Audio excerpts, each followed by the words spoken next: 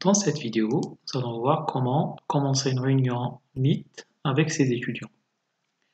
Donc la première chose, c'est d'aller dans l'agenda en tant qu'enseignant. Voilà. Et puis, vous allez sur l'événement, en fait l'événement de la séance, de TD ou de cours. Voilà, je clique. Par exemple, moi, supposons qu'on ait cette séance-là qui m'intéresse, donc projet MPSI. Je clique. Et puis là, j'ai un lien participer à la visioconférence Meet. Je clique dessus.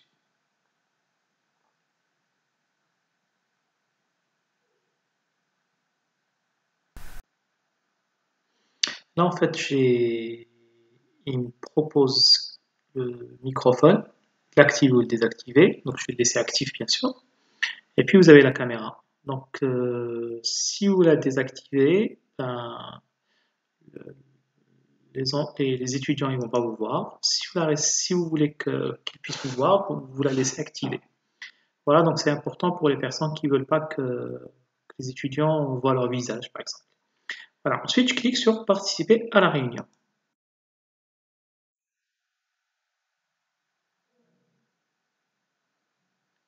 Voilà, voilà. De l'autre côté, ici, à droite, en fait, là, c'est le compte d'un étudiant. Donc, l'étudiant, c'est pareil, il va aller sur son agenda, il va cliquer sur la séance, la même séance, et puis rejoindre la réunion Meet.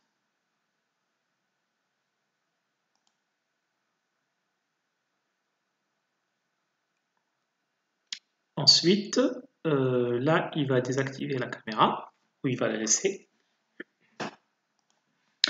Et le microphone, le mieux, c'est qu'il le désactive, c'est plus simple. Voilà, pour éviter que tout le monde parle en même temps. Ensuite, il va cliquer sur rejoindre. Et là, ça c'est la vue enseignant. Voilà, donc je vais l'agrandir. Donc là, j'ai ce sidebar à droite. Donc là, vous avez la liste des participants, par exemple moi. Et puis normalement, là, vous avez tous les étudiants. Voilà, pour le moment, en fait, il y en a un seul. Et puis vous avez un autre onglet qui est chat. Et là, en fait, ça permet aux étudiants de discuter avec vous ou entre eux, ou de poser des questions, ou de répondre à vos questions. Par exemple, je vais simuler l'étudiant star là qui va envoyer un message, par exemple. Bonjour, monsieur. Là, automatiquement, ça apparaît à droite, chez vous. Voilà, voilà. Et puis, voilà, pour l'enregistrement de la vidéo. Donc, si vous, en fait, ça serait bien d'enregistrer en fait la séance de cours ou de TD. C'est quoi l'intérêt? C'est qu'en fait, les étudiants qui n'ont pas pu y assister, ils pourraient la revoir. Ben, en fait, ils pourraient voir la séance de cours. Pour cela, en fait, vous avez ici à droite trois boutons. Voilà. Vous cliquez. Et puis, vous avez enregistrer la réunion.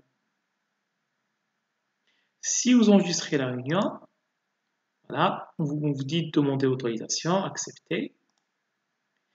Et là, la séance, la réunion Meet va être enregistrée.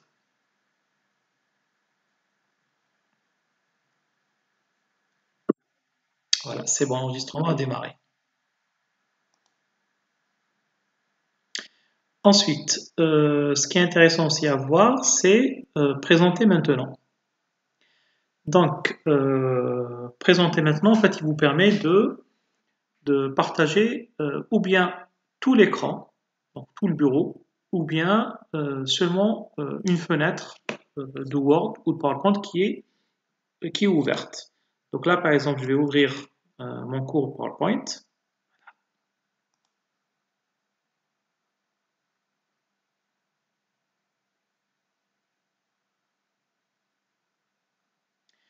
Ensuite, je le mets, voilà, mon cours PowerPoint. Et ensuite, je vais cliquer sur présenter maintenant. Il me dit est-ce que vous voulez présenter l'intégralité de votre écran ou juste une fenêtre? Je vais préciser une fenêtre. En fait, il va m'afficher toutes les fenêtres qui sont actives. Je vais choisir le cours PowerPoint. Voilà.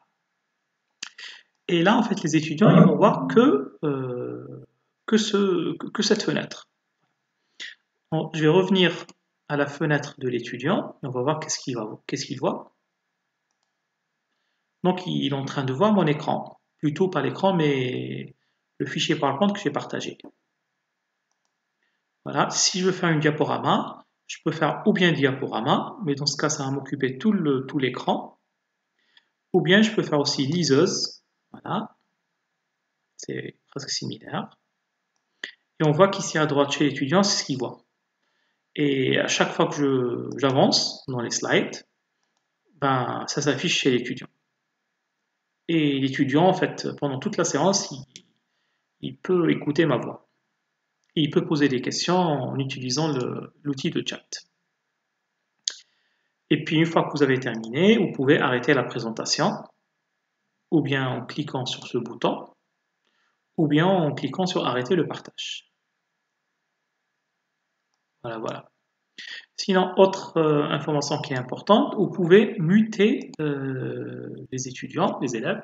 Donc muter, c'est en fait, des fois en fait c'est embêtant s'il y a plusieurs personnes qui parlent en même temps. Donc on leur demande aux élèves de désactiver leur microphone, voilà.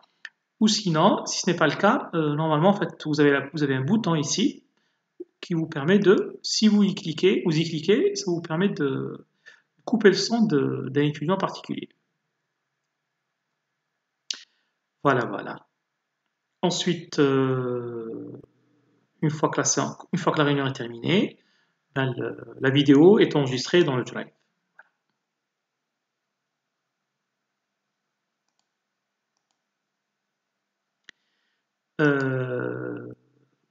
Voilà.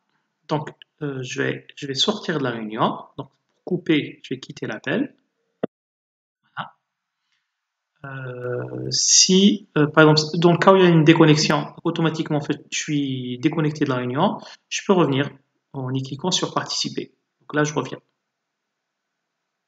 Donc, s'il y a des étudiants, par exemple, qui ont des problèmes de connexion, ben, en fait, vous allez constater que pendant la réunion, ils vont partir, ils vont revenir, ils vont quitter la réunion, puis ils vont revenir plusieurs fois.